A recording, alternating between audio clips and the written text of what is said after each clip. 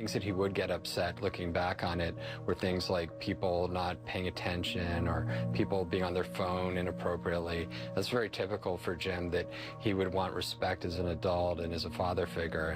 And you know, he tried very hard to maintain that role at all times.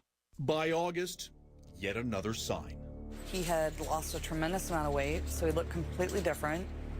That worried me a little bit. Kind of wasn't the same cheerful guy. More quiet, more reserved, thin. Didn't understand is so thin. I know he worked out all the time, and I just didn't understand why so thin. You know, that worried me. I think he was desperate. He had had several losses in his life recently.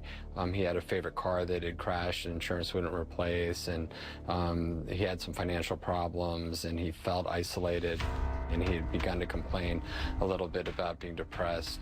A depression that potentially turned a normal guy into a killer and kidnapper. He obviously broke down and couldn't handle it anymore and snapped, so to speak. Now the race was on to find him before he took another life.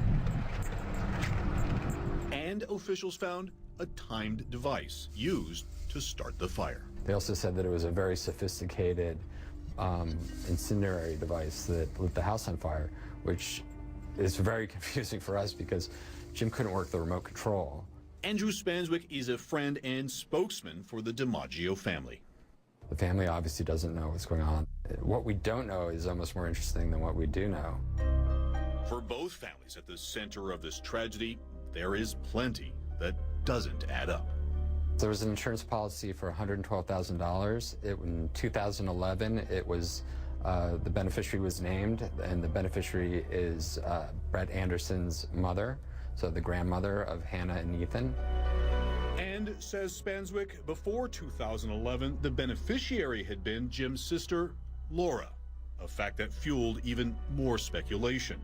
Could Jim have fathered Ethan or Hannah?